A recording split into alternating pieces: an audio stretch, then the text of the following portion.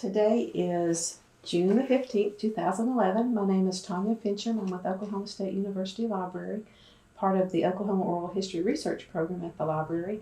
And we're today in Hugo, Oklahoma to speak with Jill Jones, who is, we will learn what she's doing with the Kelly Miller Circus here in Hugo. So thank you for meeting with me today. Thank you for asking. And let's start by having you tell us a little bit about yourself. Where you went to high school, where you were born, that type of thing. Okay. I was born here, actually in Choctaw County, here at Hugo, at the hospital here in Hugo.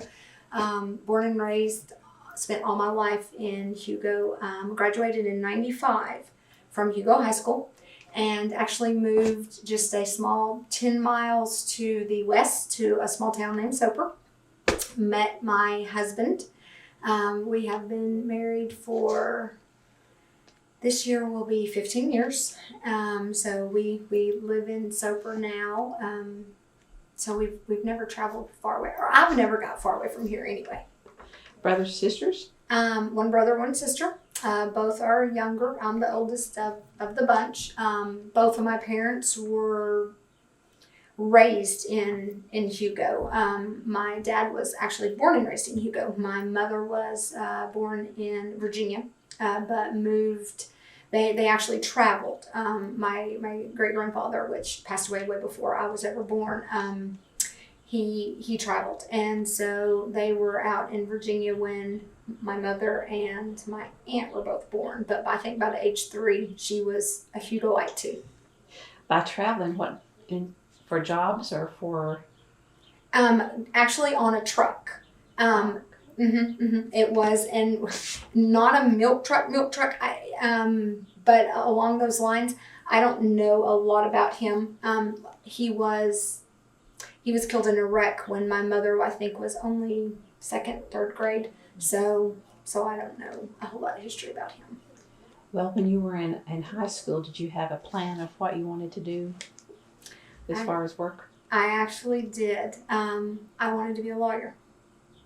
Very, very geared towards it from about 8th grade. Honors all the way through until about my junior year. And I think I did what's called the natural work school overload on me. So I had a conscious decision after graduation, take a year off. Then I had every intentions of going to college after that year, and met my husband. Didn't make it. Not yet anyway. Not yet. But I really enjoyed here. So maybe if ever I stopped playing circus, I might look into actually going on into school. Well, while you were in school, you had classmates that were hooked with the circus in some way? Yes. But the odd thing is even growing up here in Hugo, I was never circus oriented. I never really was the kid that wanted to go to the circus.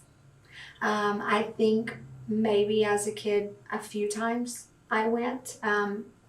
Parents have pictures of me and my little brother, not my sister.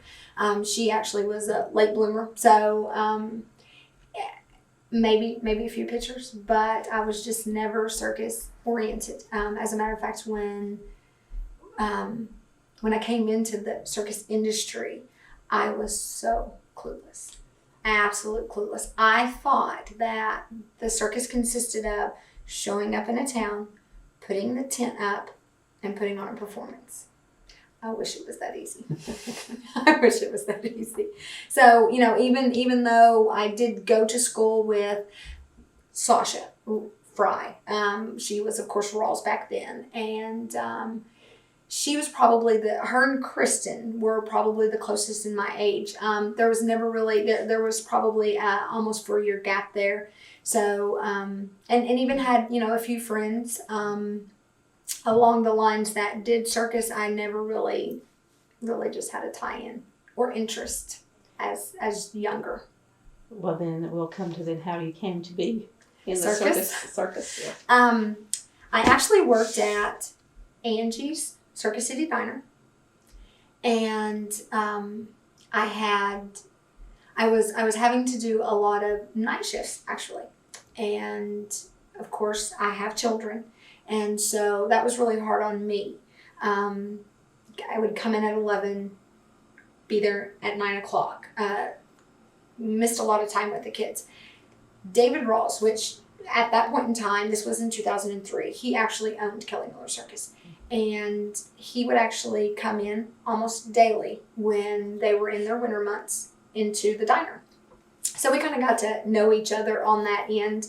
I knew his wife from years and years before. And so we were actually talking one day as I was checking them out. And he said, Jill, if you know of anybody that's looking for a job, I need somebody out there. He said, right now it's, not full time, but it's just a small reading program that we do, but send them our way. And I'd already had thoughts and had already talked to my family about, I'm going to start looking for something else. Even if I take a cut in pay, even if I take a cut in hours, because my kids, they rodeoed.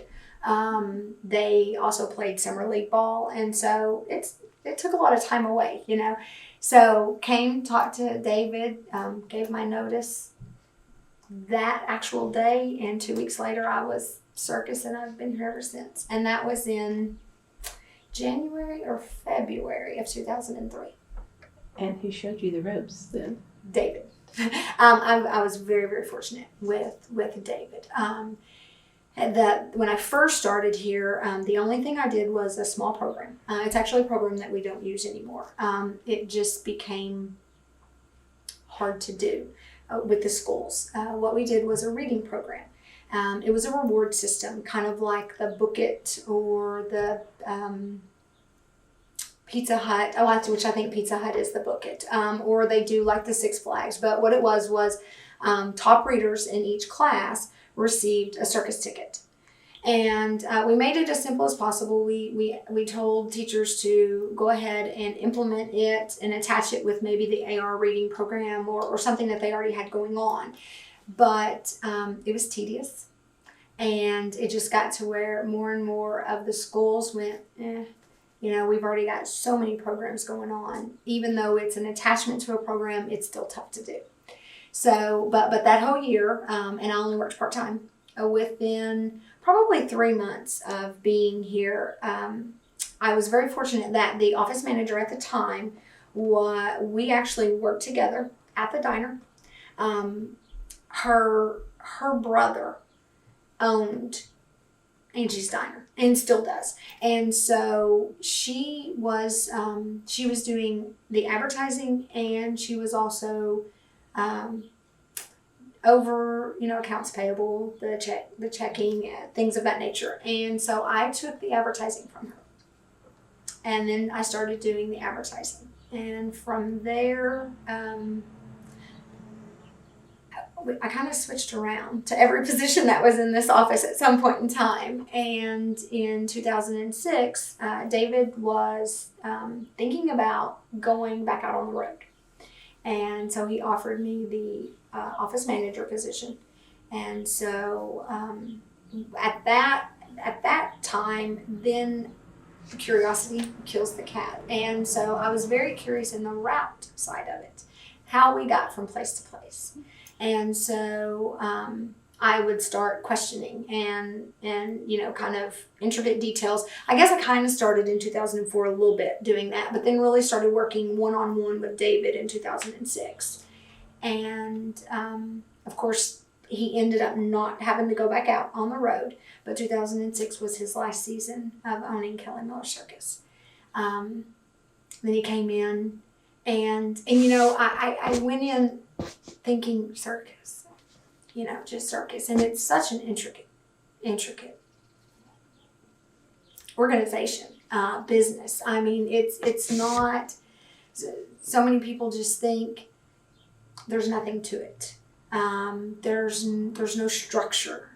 It is probably one of the most structured jobs I've ever been in my life.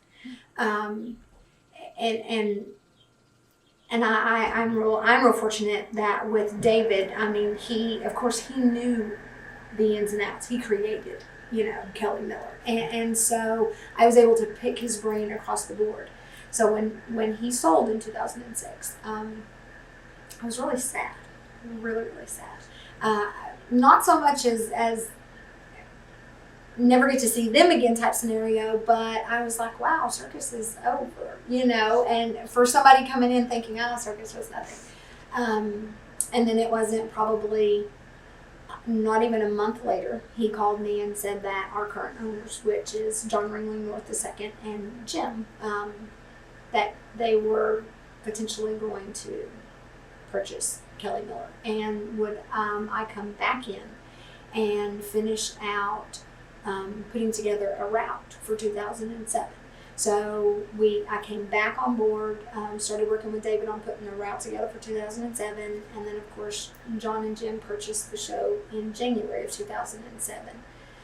So currently I am routing the show. That is probably my number one job in this office. Is I actually put the route together as to where we go. So every town that we go into, I've put my hand in.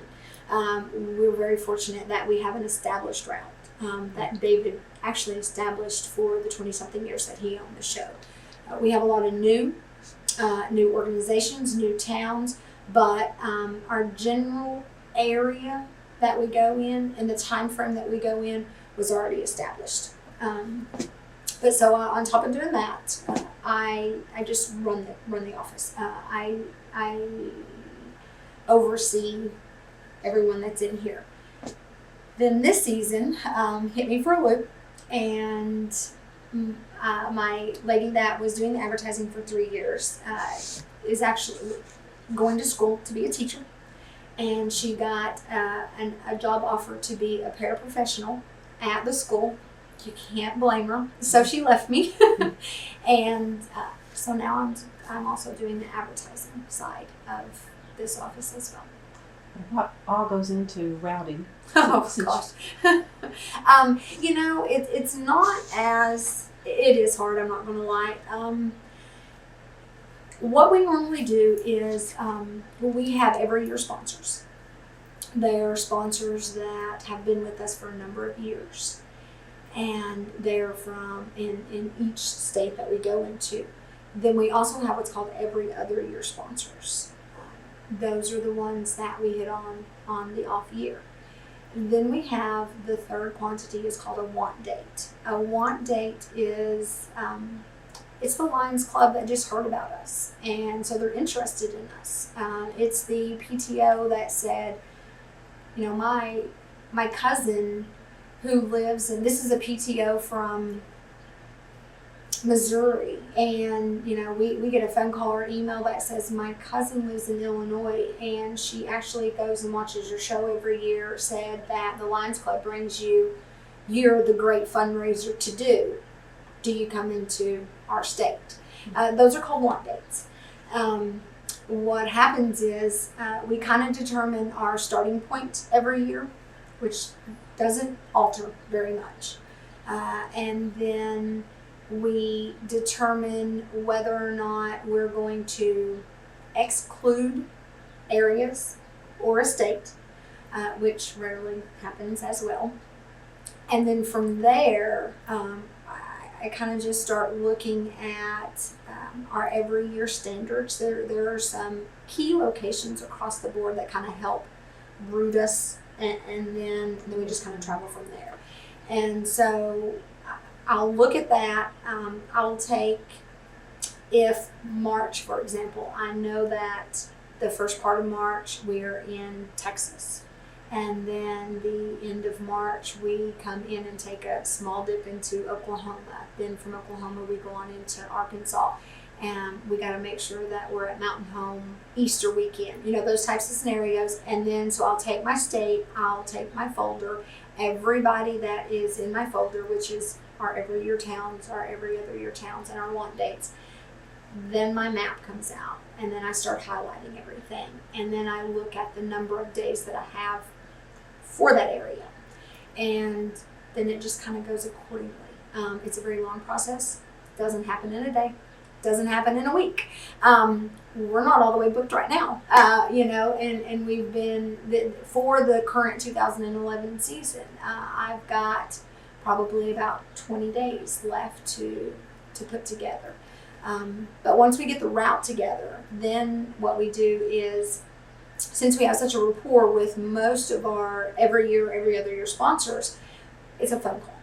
We pick up the phone and we say, Ida Bell, for example, we'll pick up the phone and it's the Lions Club that brings us to town. And whoever our current contact is, we call and say, it's circus time again. Are you ready to play? And here's the date that we have for you. And then at that point in time, a contract goes out. And it's the majority of our route is a phone call, which is very nice, very nice. And it says a lot for Kelly Miller too. You have to have a reputation, and it has to be a good one. And you have to do what you say you're going to do. And if you do that, then it's a phone call. It's a phone call. So once we do the phone calls, that's the easy side. Then the hard side is I teach Jim all the time, and I put together what's called the perfect route every year, and then it crumbles. So you look at your entire Arkansas run, for example, and I've got 8 days, and out of those 8 days, 5 of our sponsors took it like that. 3 of the sponsors, for whatever the case may be, couldn't play circus for that year. That produces what's called a hole. And that is where the fun begins. Either you have to start looking for something else in the area. Depends on why an organization says no. For example, maybe Glenwood turned us down for the year and said, oh, we've got our 100th celebration and we've got an event going on every month for the full 12 months. We cannot fit circus into the calendar for the year. We stay away from that area because that is our sponsor, and we'll pick them up the next time. So then we kind of look at the route, how much we can veer to the east, to the west, north or south. We look at roads. You always have to make sure we don't take, we call the great roads. On the map, it's the great roads. Don't ever take a circus down a great road. It's those kind of things that you just kind of learn over time. And so we just, we kind of just start looking at where we can go from there. And then we have what's called booking agents. And those are individuals that we'll send them into that area and to look for a new sponsoring organization. The routing is a long process, routing and booking, because it goes hand in hand. It's interesting, very stressful. Some days I walk in here and say, why did I ever ask to learn any of this? But especially when you book a new town, you've got a lot of sweat equity going into it, and then it turns out to be one of the best days of the season, and it makes you feel good. So that's the routing side in a nutshell. And other reasons for excluding, if you decide not to even go there to begin with? Well, we normally, it's normally that we wouldn't necessarily do an exclusion on our part. Now sometimes there is. We might not take a town, we've got a New York town, for example. They actually wanted us for this year. Our route altered slightly because we picked up a new state, which was further east of New York. We extended one of our stays in one of our own ongoing locations. When you do that, when you give to one area, you have to take from somewhere else. And so leaving our Massachusetts, Rhode Island, New Hampshire section, we gave to them, and it actually cut our New York a little bit short. So what happened was we wasn't able to come down as far south into New York that they are. So they didn't get to play Circus this year. Those types of things happen. Our sponsors are really good about understanding, and we are too on the flip side.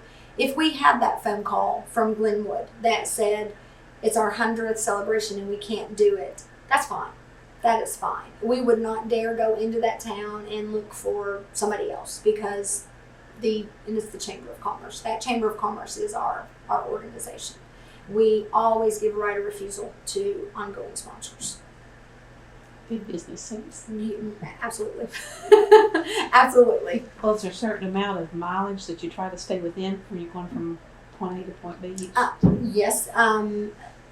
The traveling side of the circus will tell you as short and sweet as possible. And that is true. What I like to do, what I was taught is try to always stay a county apart. And you want to, you want to stay 30 to 50 miles. The county apart makes a lot of sense in the majority of areas that we play. Because we play Hugo. That's the size of towns and smaller. I mean, we play a lot of 2,000, 3,000 population towns. So if we come into Choctaw County and Hugo is the county seat, it would not be feasible for us to travel 20 miles to Rattan and play there as well. Because the kind of feeding pool from this area is all of those. You would pull from a good 20, 30 mile radius. So the county apart that's a good reason as to why there. 30 to 50 miles, that the rule of thumb is they don't normally travel outside of 30 miles. So what that means is if my husband and I was going to take our 3 kids to the circus, if the circus was 40 miles away, we might not travel. Especially with this economy the way it is now. Yes, absolutely. Absolutely. That has actually been very helpful to us, kind of a flip side, but people are staying more local now. And so when we get into areas where there's other attractions that can happen, sponsors, especially every year sponsors that we kind of know like the back of our hand, that maybe have seen a slight decrease within the last couple of years, this year has seen an increase in attendance because people are staying more local. So it's double-edged sword there. Do you travel with them occasionally or go watch them somewhere when they're performing? No, Hugo. Usually Hugo and Ardmore. And then if they're close enough in Texas, if just by chance. But as a whole, no. This office, the traveling side is 7 days a week. I mean, they play a different town every day. They get Easter off, they get Mother's Day off, and they get travel days. The travel days are usually 1 to 3 days. The circus travels from February to October. That's their only days off they get. Now, the front end side, which is us, we're easy. We're Monday through Friday. We get to go home at 4 o'clock, 5 o'clock every day. But it is very crucial that we're here every day. We're a super small office. There's only, a few of us in here. We are in constant contact daily with the traveling side. The traveling side of our circus shows up on Circus Day, and they work their magic. Our side of the office works with those civics organizations to get us there. So everyone in this office, we are the behind the scene. We are the guys that are dealing with that Chamber of Commerce to make sure they get tickets and posters, to make sure that all their permits are intact, to make sure that the circus grounds that we're going to be playing on is a good solid grounds, and make sure that it has dumpsters and whatever receptacles for the trash and the manure, and we have to have good access to water. We are the ones that help them make Circus Day happen. We're the ones that will, like on my advertising side of my job, I start working with sponsors about 7 weeks before their Circus Day. Every day, or not every day necessarily, every week, I'm in contact with them, making sure that they can get newspaper and radio if it's available. We offer them an entire press folder that has about 5 different sections of advertising ideas and tools and suggestions. And then my job is to help them utilize all 5 of those sections to the best of their ability. And who creates that? The press pack, our entire sponsor book, we have what's called a sponsor packet, which consists of a press pack. It consists of a step-by-step guidebook, and then a variety of little things within that, press releases, press photos, things of that nature. The original sponsor packet was put together way before I came.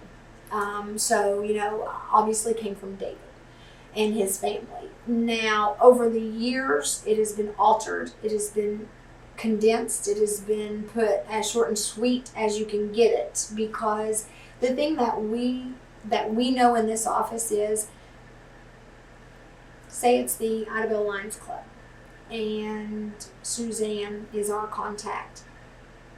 My job is to play circus all day long. Suzanne works at the bank. She doesn't play circus all day long. So everybody in this office tries to make everything as easy on a sponsor as you can. So the books have got as short and sweet, as possible. But the packets, all derived, like I say, I'm assuming from David. Well, they used to do route books. That you don't do that anymore, I'm assuming, too. Route books. Yeah, no. Sure don't publish them. Yeah. Yeah, no. Some unusual venues that you've booked? Do you have any that's out of the norm? As a whole, no. Now, Jim is the one that decides the crazy stuff. If we are going to do something off the wall, I promise you, it is coming from Jim. I am straight-laced across the board. But we're not now. Probably I take that back. I didn't book it.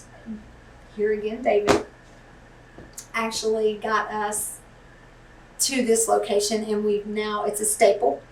It's one of the locations that sets our mark, and that's Kelly's Island, Ohio, and that is an actual island. And the circus as a whole gets ferried to this island. So animals, elephants, tigers, camels, circus people, everybody goes via a ferry out to this island. The whole island is amazing. Of course, I've never been there, but everyone that has said that, when they start getting ferried on, the whole island is out. And this might be midnight, 1 o'clock before the ferries start, before they start crossing over, and they're all lined up. They do pajama parties and to welcome the circus coming on board. So that one probably is not the normal at all. And how long would they stay there? We only stay 2 days. We stay a Monday and a Tuesday. And so we travel on that Sunday night after the show, after the last show on Sunday. Everything gets tore down, and then they start making the travel over, and then we do that again, but we pull on out that Wednesday morning. So in the year's time, you really don't have a off season yourself. You're working. No. 12 months Yes, a year. yes. The traveling side, when they come in, as a whole, 95% of them go their separate merry ways until they, now if the owners have booked them again, acts are seasonal. So if I have a clown act, I might be in this show this year, and they might not hire me back. I might find somewhere else to go. So acts are not lifers. They're not here forever necessarily. And then of course, same thing with the working crew. They might be back or not. But so everyone goes their way until February, when the circus starts back up again. Then there is a very small percent that actually have to work here in our winter quarters. And they're the ones that are painting the trucks again, getting all new tires, making any repairs to anything that needs to happen. And they do the complete prep for the next year. But our side and our office, 24/7. Well, not 24/7. 5 days a week, every week, January through December. We do shut down. We shut down the week of Thanksgiving, and we shut down for approximately 2 weeks for Christmas holiday. Aside from that, this office is open. It never ends though. I mean, Jim and I will actually start probably at some point in time next month. We will start looking and putting together the route for 2012.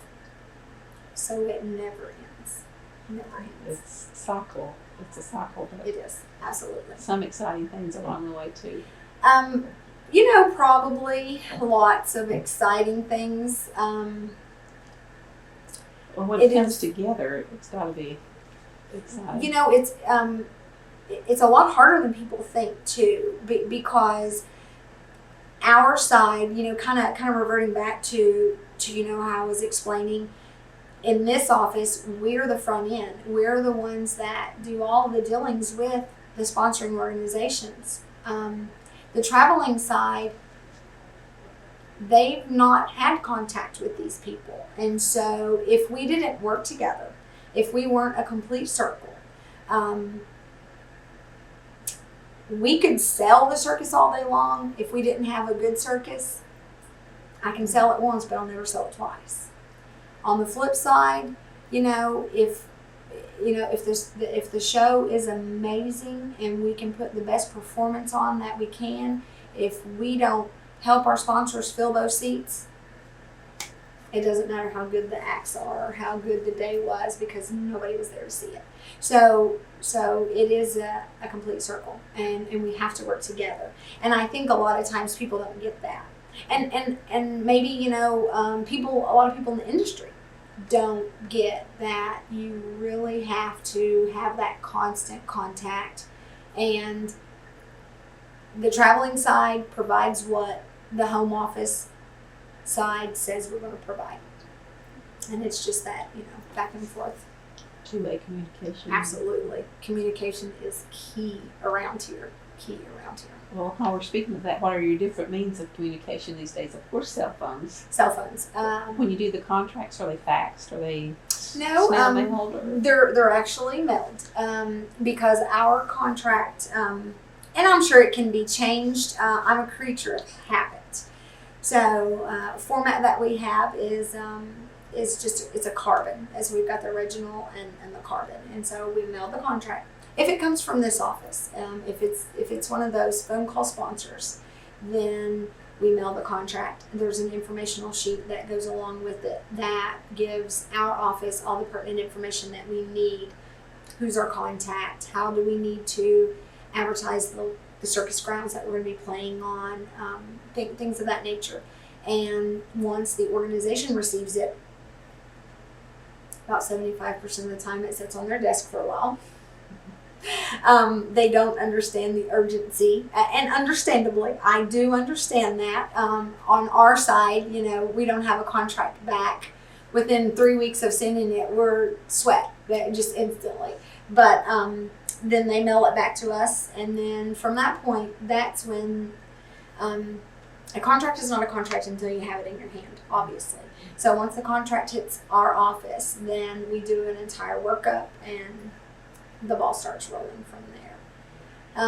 But so with the sponsors, we're very fortunate, that we have phone, we have fax, we have email. With us and the traveling side, the road side of the circus, it's the same thing. Email. The computers have helped. Oh, yes. I'm not born and raised circus. I don't know lots of history of circus. I couldn't tell you probably 6 different circuses. I don't know it. But to hear stories, that I've heard about how they have to used to do things, and I thought, oh my goodness, I don't know, and still did it. Obviously still did it because they're shows from the 30s, even I guess before, and they're still trekking down the road, but it's amazing how they did. It's amazing to me how they figure out where everything goes on a lot. If it got to a certain size. It is, and the logistics side is that can be a lot of fun. Again, not from experience, but we have what's called the perfect lot layout, and that is that's ideal. That's when we get on at, we require a 300 feet by 300 feet area, but that perfect lot happens when we're on a 500 feet by 500 feet area. If we ever get into a lot that's not that perfect little square, and you have to alter your perfect layout, it can become fun. That's where the true art of circus. I think those types of situations, that's when it really starts happening. Because it's easy to go if everything works perfectly. That's like this office. I come in and I probably go out with a headache more than I come in without one. But at the end of the day, I know things are happening, and it's a true test. I think if you get very daily routine in circus, you're probably in trouble. You probably are. But for the traveling side, they deal with more dilemmas than we do. Especially the dilemmas that just hit you like that. At least our dilemmas, for the most part, we have time to discuss and mull over something. If they get a dilemma and they show up on, the 24-hour man goes in the day before, but he shows up and the circus lot is underwater, well, you've only got 24 hours to figure something out. Yeah. And those are the days that you probably are griping to no end under your breath. But at the end of the day, when you've worked and you've still made it happen, it's worth it. I think probably the only thing that I hate about not getting to travel is my sponsors are very dear to me. Even the ones that are very short and sweet and to the point, they're doing this as a fundraiser, so the Chamber of Commerce is bringing us to town and they're donating the monies to the school foundation for new equipment. The Lions Club is doing it for the eye care, and so I want every single one to make money. I want them to make all the money that they can. And so, especially when you start working with them and I get the side to deal with them from contract all the way through. And, they become friends. I have ones that we talk all year long. Instantly became friends with them the very first season that I started working with them. And so it's very rewarding at the end of the day when you show up and you put on those performances and we get phone calls back from the sponsors and they say, we've got letters, we've got phone calls, we've got people that have came up to us and said, what an amazing family event that you brought to town. That makes it worthwhile.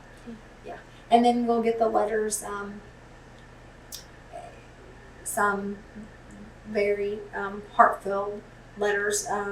We had one where a family was heading to the circus, and they had to bypass the circus, and they went to a children's hospital instead to find out that their daughter had leukemia. And then, but you get that letter the next year saying, we didn't have to bypass the circus this year. We were there. She's in 100% remission. And that, I don't care how bad your day could get, it'll put a smile on your face. Absolutely. That human Oh, sure. Absolutely. And so even though we are a business and we have to, at the end of the day, we don't want to see a red anywhere, that still, if that doesn't get you, if getting the letters, getting the comments, or the traveling side, being fortunate enough to seeing it on their face, I think you're in for the wrong reason. One of the sponsors, is there a certain percentage they get, or is it the same for Mm-hmm. all of them, or do they negotiate that? No, we have one set contract that we do with every single one of our organizations, and it is a percentage that they receive on all ticket sales. Obviously, their tickets that they have that they can sell, they receive a greater percentage of, but they do still, even on Circus Day, they still receive a percentage of the tickets. Now we have one altering contract, and that comes out not normally. A lot of times in Chicago area, education foundations are the majority of the organizations that take the not regular contract, and that's where they actually buy us out, and they buy our seats is what they do, and on that contract they receive 100% of their ticket sales. But it's hard for a Hugo size location and a Rotary Club to do that. Yeah, it's hard. The key with the education foundations is their pool that they have, and they're where the number one place that an organization can target is obviously a school. I will read my son's Friday take-home folder before I will read that newspaper. So, anytime that an organization has an in within the school, it's an automatic plus. It's just a lot of things have to come together at the end of the day. Oh, absolutely. Absolutely. And, we haven't even touched on probably 25% of you could talk for, I could literally talk for days on everything. Especially like when training people in here. We brought in Katie. She's actually in our office. This is her first season here, and so it was. I told her from the get-go, it's hard, and it takes a full season before it makes sense because a lot of it doesn't. And now that she's in the swing of things, she goes, "Yeah, you're absolutely right. This is sometimes it's overwhelming." And each department in this office, one relies on the other. What one does affects the other. And then obviously everything that we do in this office affects what happens on the show. So, it's just one of those wheels that continually roll. What are a couple of the characteristics you look for in an employee, a new employee? What do they have to be able to be like or do? The two positions that I interact with, that there's two positions in this office that interact 100% with the sponsor, and with both of those, I think the number one key is communication. Having that gift to talk and not be afraid to pick up the phone. And a lot of people go, "Oh, I can do that. I talk on my cell phone all day long." It's totally different. But they have to be able to instantly pick up the phone and talk to Bob with the Geneva BID like he's your best friend, then I want somebody that is going to be dependable. The thing is since we are a small office here, if Katie calls in sick for the day, I'm not Walmart. I can't pick up the phone and call somebody else to replace her for the day. So everything that she had to do for the day sits on her desk. Every sponsor that she needed to call, if she had a deadline she had to meet, if she's not here today, it doesn't get done. So dependability is huge in my book. And then, just having general office skills. And you don't even have to work a computer with your eyes closed, because that's all teachable, trainable things. But I can't train you to be a natural on the phone. And I can't train you to come to work every day. Those are your work ethics. So, but those are key with me. I can teach them Circus. I can teach them what to do in this office. But I have to have them here every day, and they have to be able to pick up the phone before I can teach them anything. Well, in your 8 years that you've been here so far, have there been a few changes in the way you do the work or something like that? Slightly, but not as a whole. And so the design that David had was basically foolproof. It really was.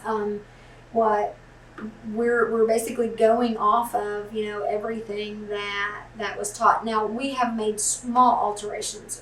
We've added a few things, taken away a few things, but the office, what each person does in this office, we have the advertising, which right now that's a secondary job for me. And the reason is because in the heat of the season, I can't pull away from my other jobs in this office to sit down and train someone because it is very time consuming. The advertising is, the person that comes in here and does the advertising and works with the sponsor on getting the word out, in my mind, is the most important on this side. Because if you don't help the sponsor, push the sponsor, guide the sponsor, and he doesn't get the word out, who's going to know the circus is coming to town? So right now, I'm doing that job, and it's not changed from I used to do the advertising in 2003 and 2004. It's not changed.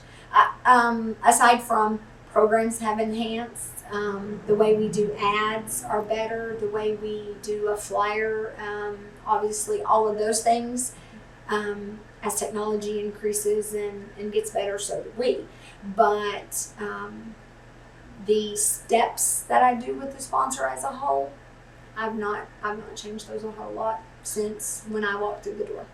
Same thing with the PR department. I might have changed a few things, might have added a few things to her duties, but as a whole, it's the same from 8 years ago, which is good. So changes into the future, next 10 years, probably not much then. As a whole, I hope not, because if I don't have to change a lot of things, that means we're doing it right. This is the way I look at it. There's always room for improvement on things. We do an after call with our sponsoring organizations, and we ask them, good, better, and different. Tell us what you think. Because if there's bad, we can't correct it if we don't know it. If there's things that could be easier to a sponsor or is confusing or anything of those kinds of nature, again, we have to know it. And so, we ask the sponsor, and, what can we improve on, if anything? and we do take that. And so, each year, if there might be a little bit of tweak here and there, it's those types of things. As a whole, we don't have to alter a lot of things. Probably, advertising side, 8 years ago, I never pushed an email blast to a sponsor. I didn't push Facebook to a sponsor. I didn't have this amazing color flyer that I emailed to everyone and tell them, that's your new link to your website. Now, that's where it's at. Anything web related, anything computer, internet, even with the newspaper, everything is online now. 8 years ago, that wasn't the case. As a matter of fact, when I started in 2003, my Macintosh computer that I used for advertising was not connected to the internet. So we created an ad. I would create the ad. I had to print it, and we had to hard copy, mail it. Obviously, we don't do that anymore. But yeah. So those types of changes are mainly the only ones. Now on the road side, there's probably changes every single year, but not structural changes. That base floor, that structure, I don't think it can change, or if it does change, then I don't know. I don't know if that'd be good, better, and different. Well, if it's working, no need to change. That's it. Yeah, most definitely. So it's interesting. Circus is very interesting, though. It is a very fun job. And you use the word play circus. Play circus. I say play circus all the time, and I tell that to my sponsors, because if I can get them to think that it is enjoyable, that it is not just work, because it is work. But there is fun to it. So as long as we play circus and we get the job done, at the end of the day, it's all worth it. I would guess you smile through the phone. I do. Yeah. I do, regardless of whether I want to or not. And there's obvious days where I don't feel like smiling. But you have to. You have to. People tease me here in the office, and they say, I don't know how you do it. We're dealing with a crazy issue, and maybe we've got a sponsor that didn't fill out the right permit or something of that nature, and so here it is, just a day before, and we're on a deadline trying to get things done, and those are the days where you're gritting your teeth, but you still got to do it. So give you a headache, but it'll be okay. Customer service all the way. Always. Yeah. And that is hard, and that's kind of something you have to train them too, to realize, as far as in this office, part of what has helped me in here and helped me be able to instantly pick up that phone and talk to anybody, whether I've talked to them 1,000 times or one time, is to read them.